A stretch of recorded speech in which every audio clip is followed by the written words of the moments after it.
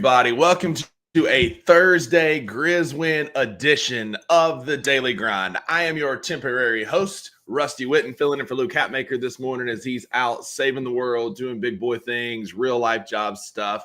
But I got my guy, Parrish Sharkey, here with me today. And Parrish is a lot like my fingers. I can always count on him. What's up, Parrish? How are you, buddy? Doing well, man. I was looking forward. I thought he was gonna try and do the sinker thing that Luke tries to do, but Listen, man, I have some. Listen, I'm doing everybody a favor this morning. It's too early for that caterwauling that would come on this side of the mic, so we're good on singing this morning. I know you stayed up and watched the game last night, man. What a good win for the Memphis Grizzlies. We'll dive right into it. 129-115 road big boy win for the Memphis Grizzlies last night. Parrish, what was your initial thoughts, big takeaways, kind of big picture before we deep dive on some of the players? 8 turnovers. Literally simple as that. I mean, yeah, they lost 2 games to Houston, and still, no matter what, it's like that Houston game still is like just a bad taste, just because we're 0-3 against them. But yeah, you got to move forward, bounce back win, play San Antonio again Friday. So let's take care of business against the Spurs. They went out, took care of business, but like I said, 8 turnovers. When you have 8 combined turnovers, the big 3 themselves have more than 8 turnovers combined over in every game in the last 3 games. Right. So 8 turnovers collectively as a team is just. That's what won the game. They had 0 in the fourth quarter.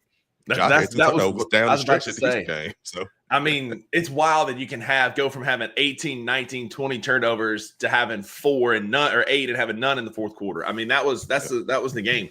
San Antonio tried to be physical like Houston. They tried to get downhill and play their game. I was impressed with Stephon Castle last night for a rookie. Yes. He always seemed to be under the goal and open. And for us to battle and withstand that, not panic, not turn the ball over, even Parrish, I mean, we got up by double digits and San Antonio came all the way back before we ultimately extended again to double digits. Yeah. I mean, speaking on that, the NBA is like the 11, 12, 13-point lead ain't nothing. Like the Grizzlies was down 11 at halftime and they led. I think they led by double digits at the end of the third quarter, or by 7 or something like that. Like they flipped it like on a dime, but then they went by 11, and the Spurs got within 3 on the dime. So the lead stuff is frustrating was about blowing that 13-point lead against the Rockets. I understand. Yeah, the leads are not safe, no matter who you have on the court. Yeah, the NBA right now is just a game of runs and a game of streaks, and we happened to get ours late when it mattered. 3-point shooting didn't kill us last night as much as it has in the past. Turnovers didn't kill us last night, and we scored 78 points after halftime. Kind of had a slow start. We didn't start the best, just kind of sputter. We got out to a lead and let San Antonio come back and take the first quarter from us, and kind of the second quarter was a little bit better. We only scored 23 points, but we scored 43 points in the third quarter coming out of halftime. Yeah. It was nice to see what it felt like Taylor kind of get the lineup settled a bit last night. Like he played like 11 guys, 12 guys, but it felt like a much smaller, minutes. Because he didn't play them. Yeah, minute-wise, I think like Jake on the play 10, Scotty on the play 7 or something. They only had certain players. I think Jake Huff on the play 11. And he had 11 points in 11 minutes. So that sounds like Jake Huff's type of stat. That's what you do. You play one of those patented J Huff heaters, man. Last night is what we got. What were you gonna say? Right, but also I want to give them credit on the points in the paint. They had 62. They outscored San Antonio 62-42 on points in the paint. And of course, Wemby had 8 blocks at halftime, and for them to still you block our shot. Okay, we still going at you. Jaren kept putting their body into him, going up. Edie had to dunk on him earlier.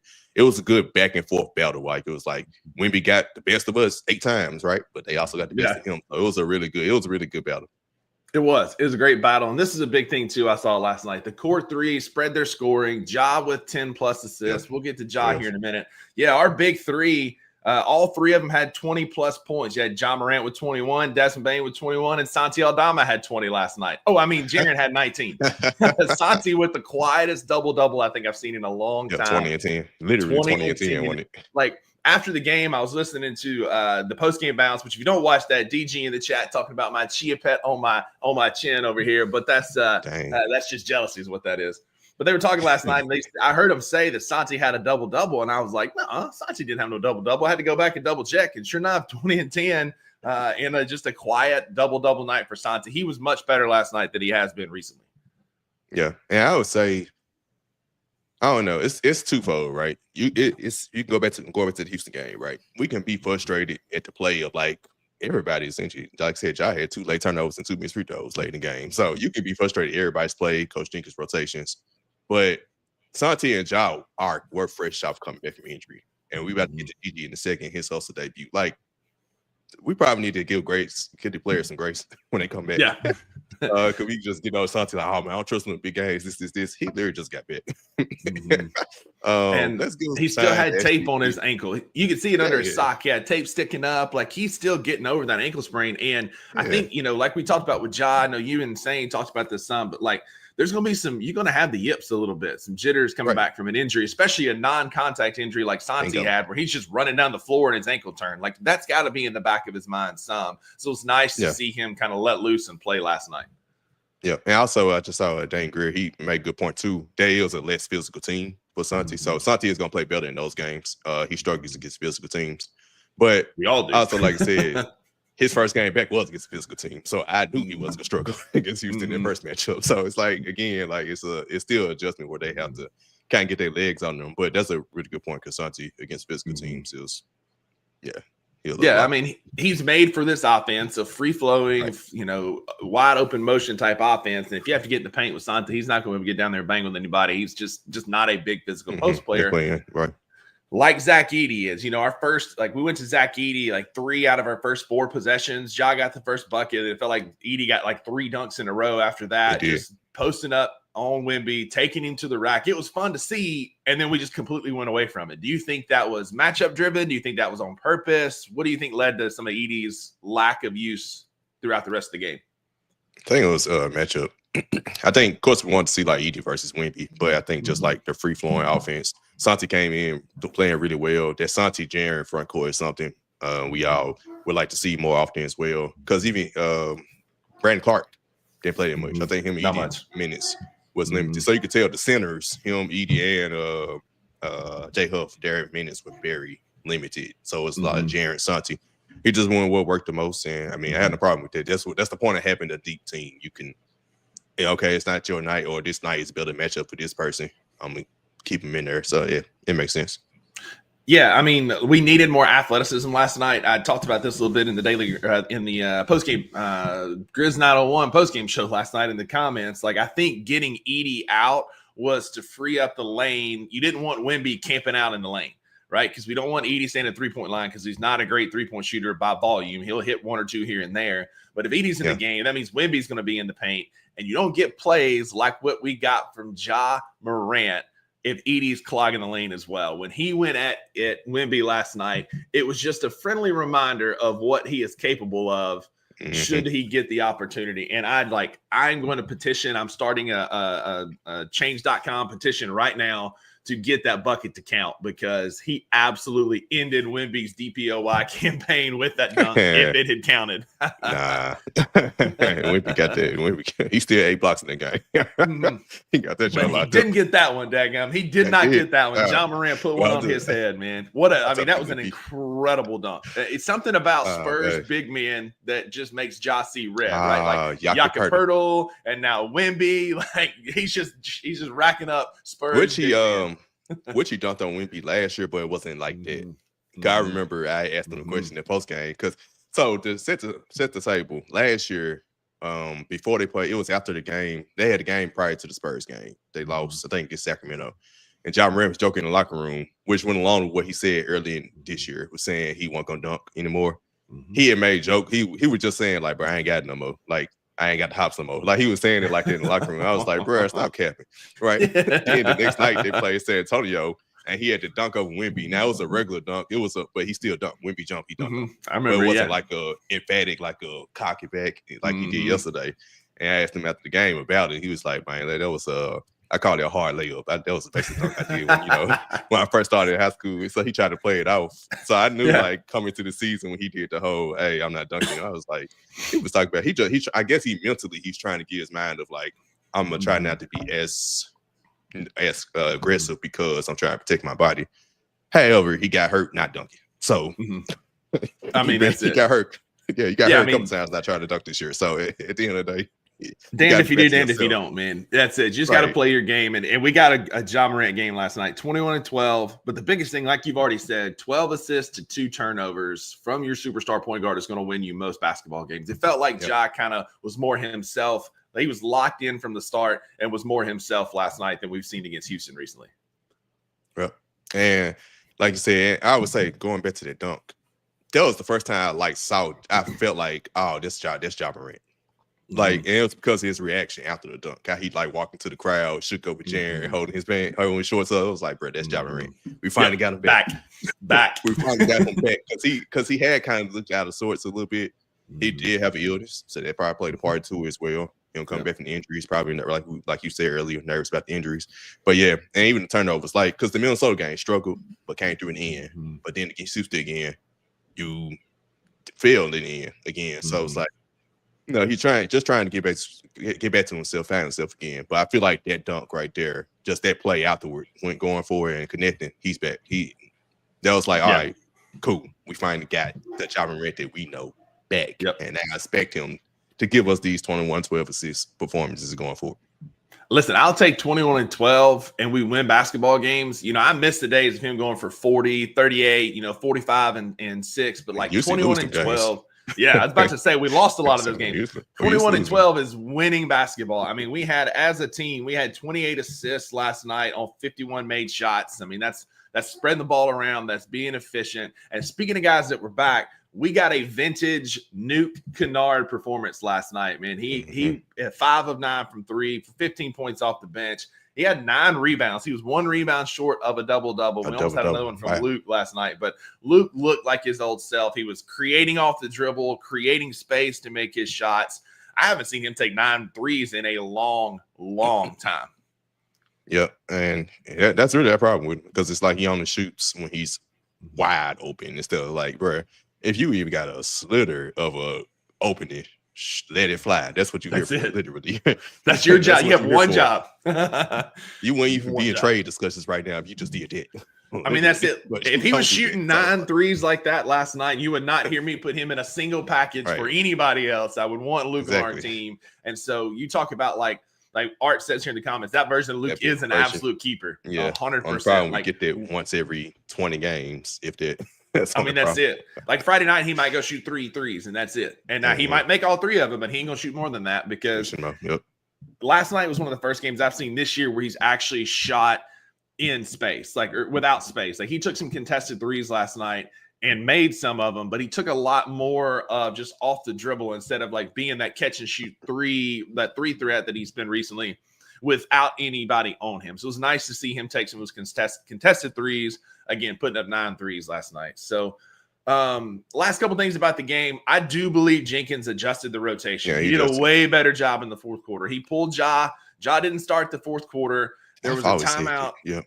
There's a timeout at 7:37. And Drew, my co-host in the group chat, said, hey, Ja needs to come in right now if Jenkins has learned anything.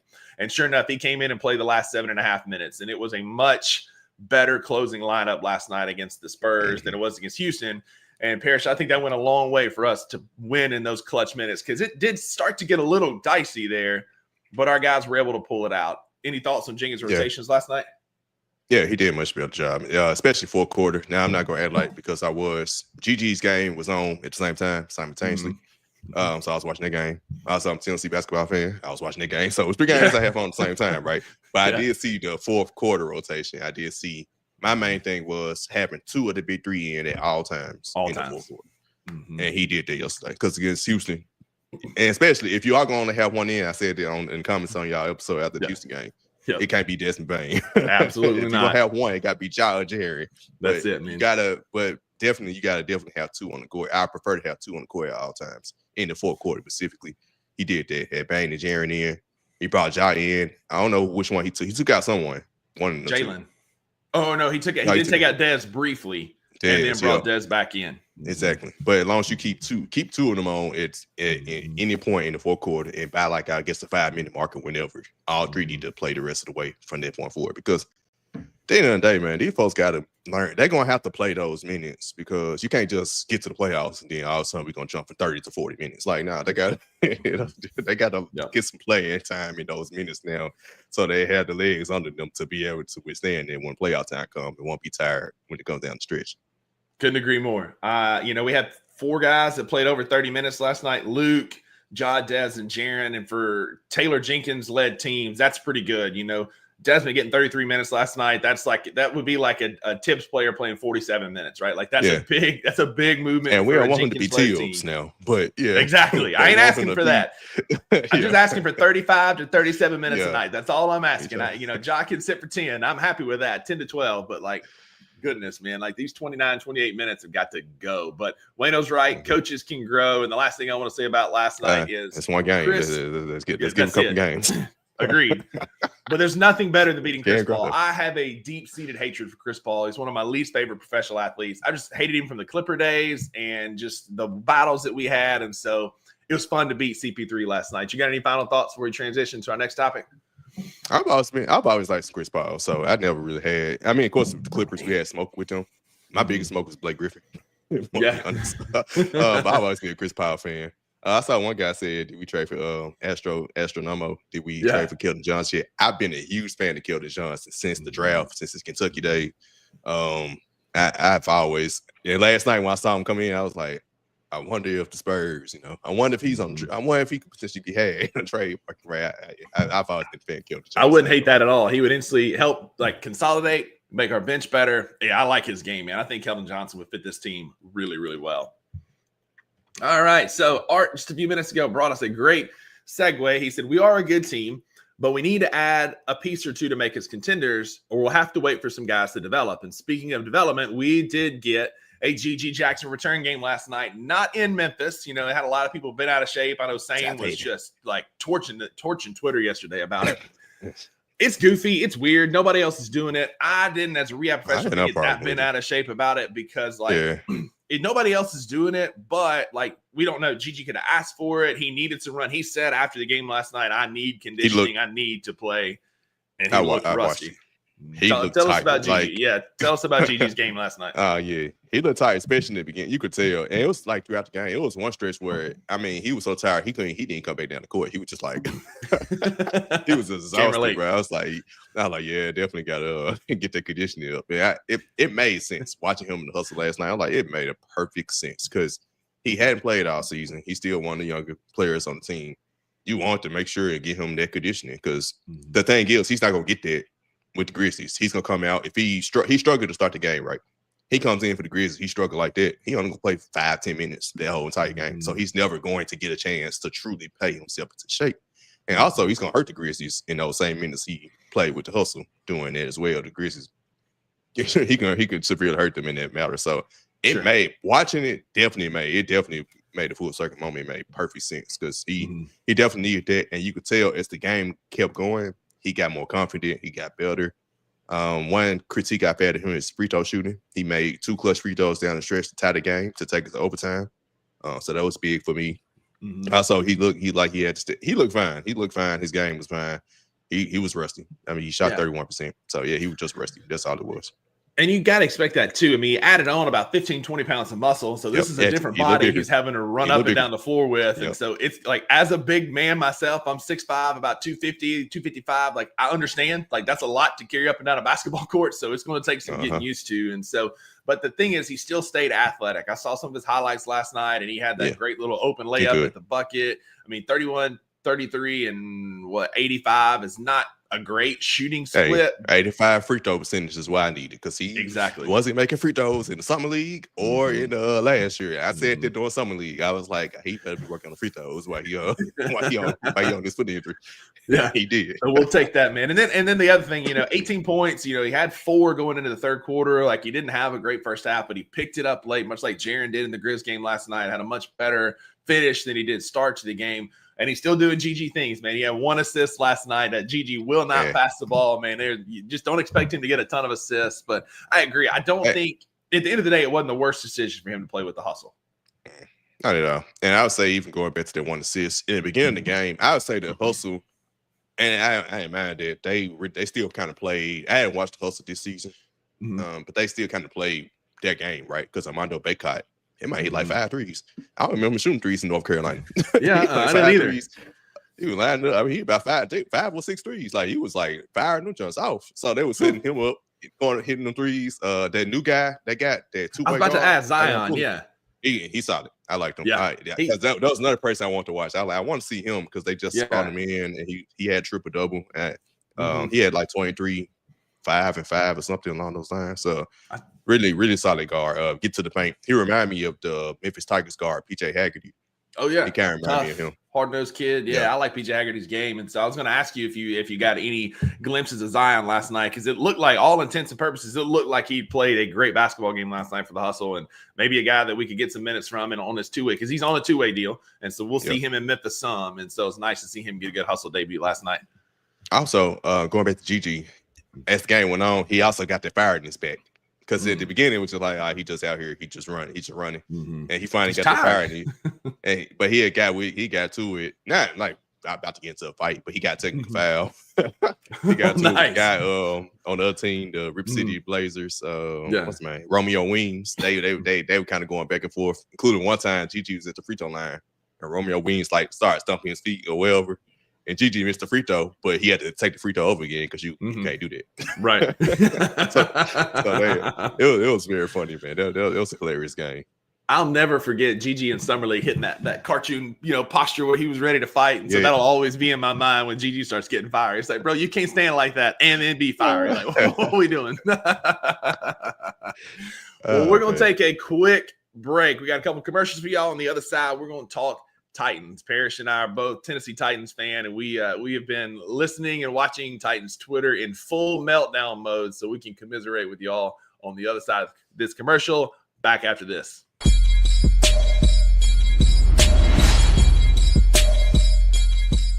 Another thing about Houston, I'm starting not to like them. It's becoming a pretty good. It's becoming a nice rivalry. If there was a hill, right? I'm kind of at the turn on the hill of not liking Dylan Brooks. And frankly, Steven Adams has gotten there rather quickly himself. That's what happens.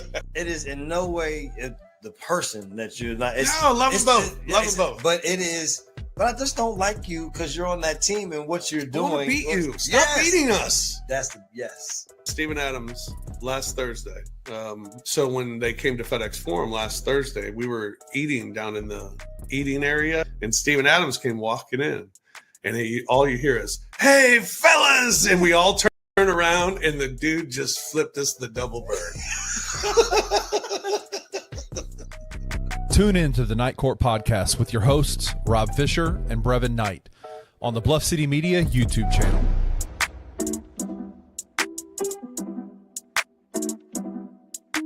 Most of the issues they had in the second half and why they lost that half by 10, it was just like they weren't as locked in. Yep. They just lost focus after getting up big because they figured this team's going to roll over and go away because they're terrible. And they didn't. And you saw Memphis dribble it off their foot, make gross, disgusting passes in transition, a sort of collective letting go of the rope, which is why it concerns me because, okay, I'm tired. I know people get tired of this, but last year, you saw this. These same trends were showing up at this same exact time. I don't think this is the same team, but it would be dumb for me to not mention that the trends that ultimately came back to bite that team last year have shown up in the last 2 conference games. So just want to point that out. Tune into On the Bluff with Christian Fowler and Gabe Kuhn every Tuesday at 12 p.m. on the Bluff City Media YouTube channel.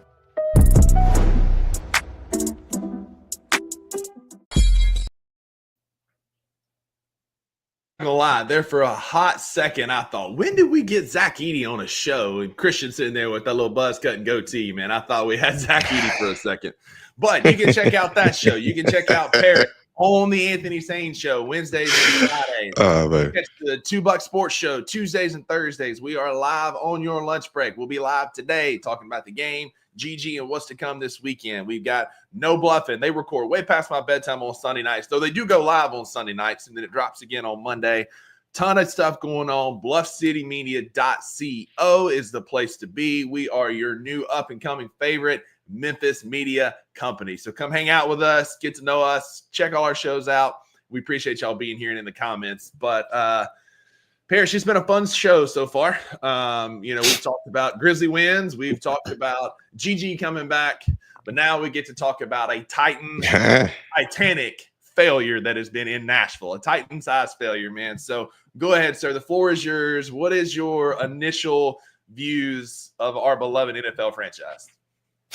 So, I ain't gonna say information changes, but you kind of, after a second, you kind of calm down about things going on, and you just start to look forward to the future, right? And at the end of the day, they're still your team, although you have real thoughts in the moment. At the end of the day, I started landscaping the league. It's like, bro, I really can't imagine being a fan of another team. Or bandwagon. If I just leave the Titans, I'm just gonna be an NFL fan. I'm just gonna be a football fan. That's it. Which I am now, essentially, because they're not in the playoffs, right? Yeah.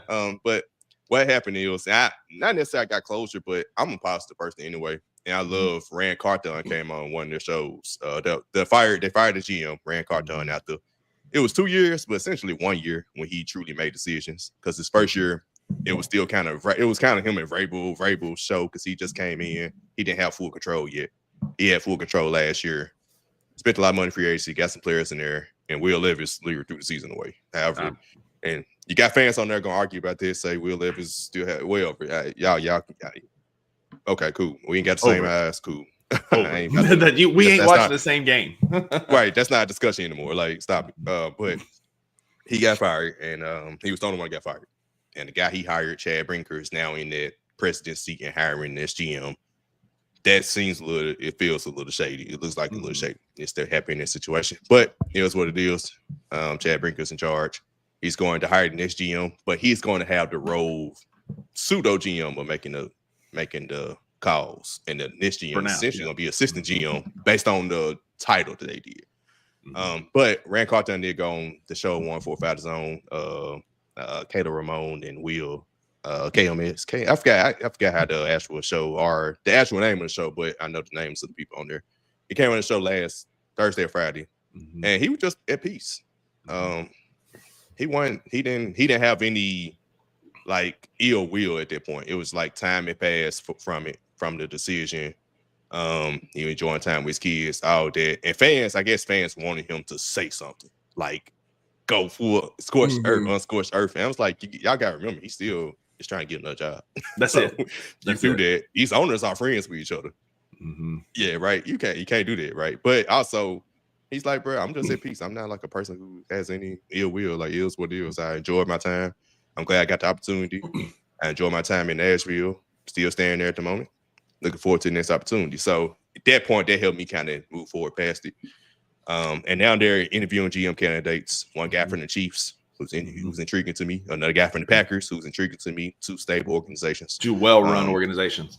Exactly. And the guy for the Chiefs has been there since like 2009. So he's been there literally. And the Chiefs have been pretty good over that time. Even before Mahomes, they were a playoff team. They just won a Super Bowl team. So that definitely interests me.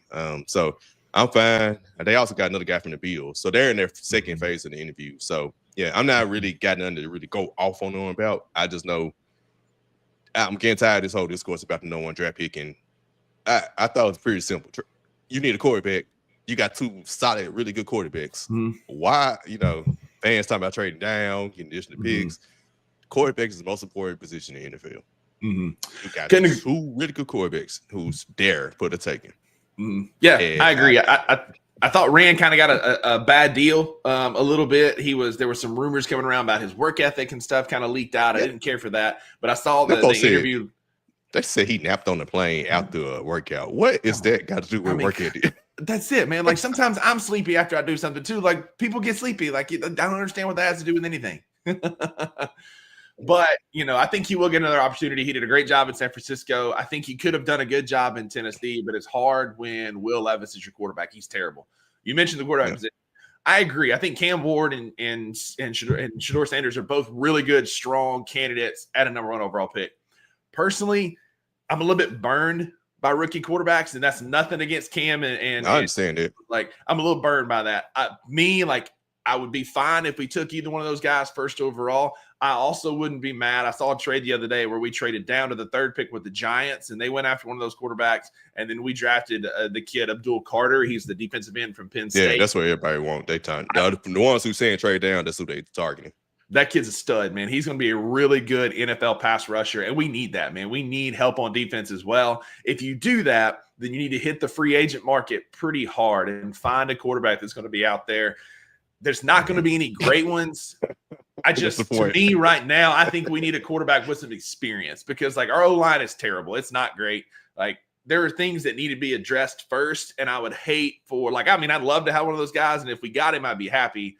But I would hate to see yet another young quarterback go to a franchise and get killed and not meet their potential because of a bad supporting cast. And so I like Shedeur. I think he'd be great. I also kind of don't want to see him get killed. I'd love to see him go somewhere and actually have a chance to play.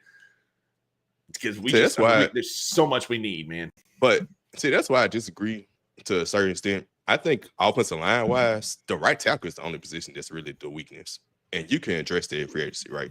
The left side, they're young. They got better. Latham got better as the year went on, for sure. Yeah. And Skoransky, your center position was fine. He tore his Achilles, so hopefully he's back in time for the season. The guy that signed the free agents from the Broncos, and then right guard. The Raiders had a decent season. They might have to get someone for that. But I think really right tackle was the most glaring position. Also, Will Levis took a lot of sacks when he just held on to the ball. When it poured down to it, your quarterback can make up for Joe Burrow. I saw Joe Burrow get sacked 9 times in the playoff game. And still against us. And still won. So I love Drew Carter is fine. Has TJ Watt won the playoff game? Has Myles Garrett won the playoff game?